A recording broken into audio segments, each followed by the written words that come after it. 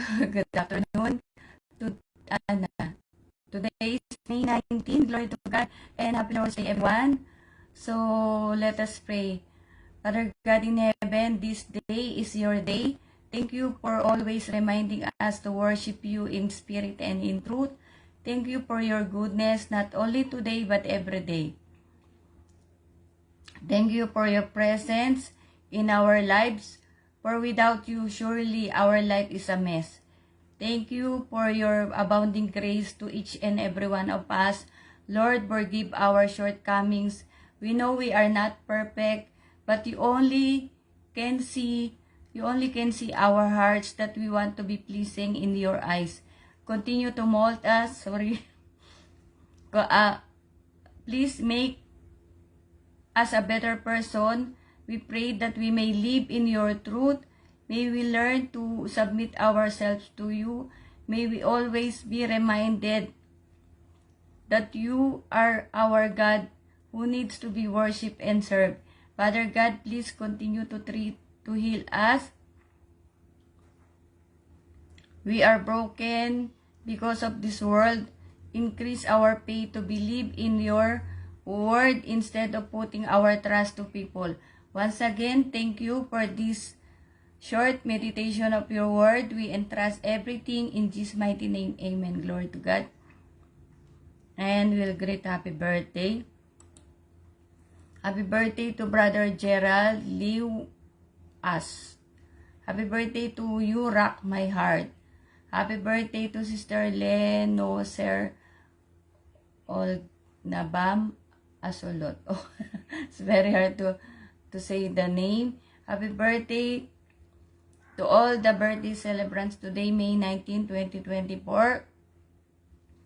May God continue to bless you, to guide you, to protect you wherever you are. May God continue to give you the desires of your heart and bless your family also. God bless all of you. And now we will proceed. Wait, I cannot see. Please bear with me, okay? I cannot see. Okay. Yeah, thank God. Humphrey Global Crusade 15 in the William English Hotel, the sales arena on May 26, 2024 in Sydney, Australia. Again, everyone is been invited. This is free admission, okay? You don't have to worry anything. And I hope you can hear the powerful message from God, which will deliver by our beloved D.A.M. Bishop Jonathan Periol. Glory to God. Today, much more, it's very hard to speak. So sorry. Thank you again, everyone, to all who's watching, sharing my videos and reels. May God bless all of you. And if you have noticed, I'm not doing any more simultaneous live because I passed the test given by God. So I tried my best to check if all possible ways to do live stream in FB and YouTube. Again, this is in relation with temptation and test from God and temptation from Satan. Glory to God. This very short again also. I do not know if you have seen that viral video in the internet, a couple from other Asian country which cannot be separated while doing something immoral act in the room. Seems like they are not legal couple. And what happened is, while doing that immoral act, something that sure they do not expect to happen, the private part, sorry for this, okay? The private part of the woman, I guess, lack. In that case, and in that case, the private part of the man cannot be removed. So both of them in pain for hours already. The ending, they called the ambulance because both of them might die in that situation. The moral of the story. In Exodus 20:17, New International Version, you shall not covet your neighbor's house. You shall not covet your neighbor's wife, or his male or female servant, his ox or donkey, or anything that belongs to your neighbor. Tagalog, Exodo 20:17, huwag mong pagnanasaang maangkin ang sambahayan ng iyong kapwa, ang kanyang asawa, mga alilang lalaki o babae, mga baka, asno o ang anumang pag-aari niya. It's very hot and it's very difficult to talk.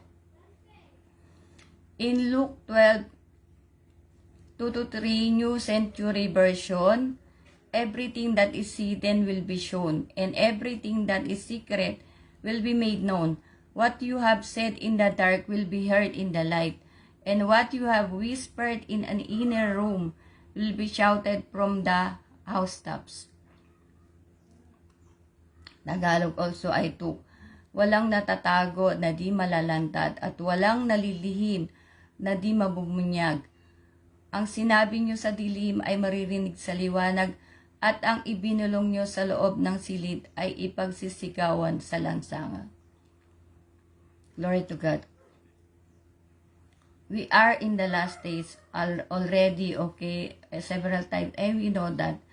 Desire to do good rather than doing evil or bad things. We are just putting ourselves in more shameful situation that lead us to do more wicked things. God is not sleeping, okay? And I want to share this.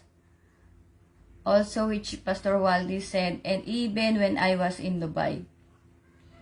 Because several times our leaders, pastors are, saying or mentioning this. Serving God is not about the ability, but the availability. Serving God should be out of love. You love God, that is why you serve God. You understand this word that we should serve Him, that is why you serve God. Maybe you are very intelligent, wise, talented person, but most of the time, you are not available for some reasons, like you have so many commitments and priorities in life.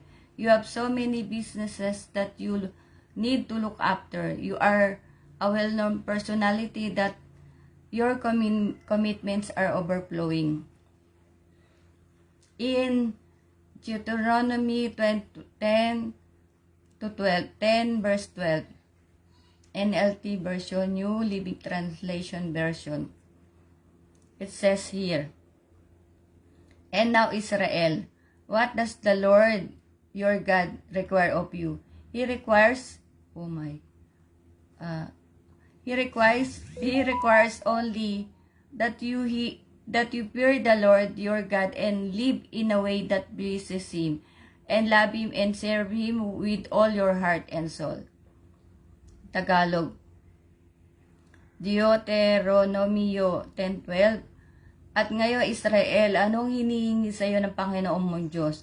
Kundi matakot ka sa Panginoon mong Diyos, lumakad ka sa lahat ng kanyang mga daan, at ibigin mo siya at paglingkuran mo ang Panginoon mong Diyos ng buong puso mo at ng buong kaluluwa mo. And also I took this in Jeremiah 17:10. English Standard Version. I, the Lord, search the heart and test the mind, to give every man according to his ways, according to the fruit of his deeds. Jeremiah 17:10. Akong Panginoon ay sumisiyasat ng pag-iisip, aking tinatarok ang mga puso upang magbigay sa bawat tao ng ayon sa kanyang lakad, ayon sa bunga ng kanya-kanyang mga gawain. The last verse I will want to share with you. Romans 6:16, English Standard Version.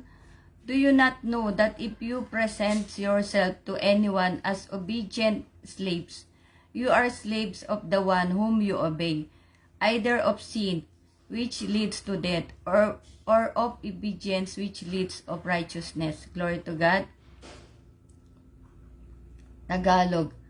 Roma 6:16, hindi ba ganyo nalalaman na kung kanino nyo inihandog ang inyong mga sarili na pinakaalipin upang tumalima, ay kayo mga alipin yung niyaong inyong tinatalima, maging ng kasalanan sa ikamamatay, maging ng pagtalima sa ikapagigimatuwid. Sorry, it's very hard to speak. We should always remember that God knows everything. The Word of God, which is the Bible, is the only truth. We may not want to obey His commandments because of how we live for generations now in the wrong teachings, but God is God. If we will choose to obey ourselves instead of the truth of God, then we should be ready for the consequence of our disobedience, and that is eternal punishment. But if we choose God 101%, we are a winner. We will be in eternal heaven God has prepared for us. Shout out to Brother Jericho Bahade. God bless. Let us pray. Father God in heaven, thank you for your word. May we learn to obey without complaining. Please teach us to love you more than we love ourselves. May we accept you as our Lord and Savior. Repent and be baptized while you are giving us the time. May we delight ourselves in serving you instead of serving our own selves. Lord, thank you for keeping us. In Jesus' mighty name we pray. Amen. Glory to God. And I hope that I think I'm not really good today because this one is, I don't know. What's this? I hope the one I mentioned a while ago that God let me watch that video. The couple, which is the illegal couple, or we can say that they are not the real couple, or sila ay hindi tunay na mag-asawa, or they are not the legal couple or married couple. Okay, I don't know, I'm trying to speak in English because I want to be faithful to God. Okay, but the thing is, they put themselves in the more shameful situation. Okay, so there is the term what happened to them, that they became sandwich, in what they are doing. And the real husband, I guess, they caught them in the act, in Tagalog, nahuli sa akto, that they are doing exactly the immoral thing. Okay, so what I'm trying to say is, for all of us, not only for me, for all of us, that we cannot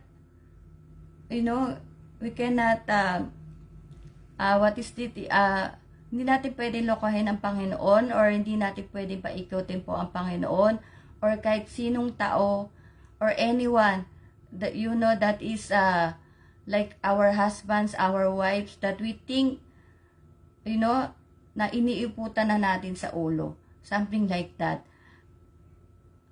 What I mentioned a while ago, that verse, that everything, I think in Luke 12:2-3, everything will come into open. Even we think that our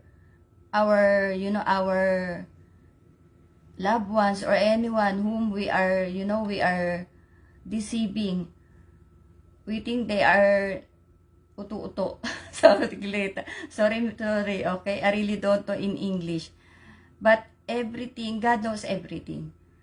We cannot say that wala naman nakakakita. Okay, so everything, God knows everything. That's why it's better to be faithful to God than to be faithful to Satan. Maybe we can say that parang makakatakas pa tayo sa lahat. No, we cannot. Even like, well, I think I said that yesterday, We can escape from the law of man, but we cannot escape from the law of God. God is looking at us. You're doing good, God sees everything. You're doing bad, be warned, okay? Be aware or be worried because God sees you. All these things, it's written in the, in the book of God. All what you did a lot of good. Everything you have, you will be rewarded. You did a lot of bad things, so be worried. Anyways, that's too much already. I may bakma short na ako po sa English. That's not included in my, but I was just surprised why God showed me that video. Okay, and ano talaga, you can see those couple, hirap na sila. They are in pain, both of them. First time I saw like that. Okay, but that is to stop them from what they are doing. That what they are doing is so very wicked. Of course, it's bad because the husband, he didn't know that something is happening, and God showed him eksakto na huli sa akto. Anyway, God bless all of you, and shout out to Sister Jessica Hudog. God bless everyone. I'm really sorry that I'm not fluent in English. I just trying my best to be pleasing in the eyes of God. Glory to God, and see you all.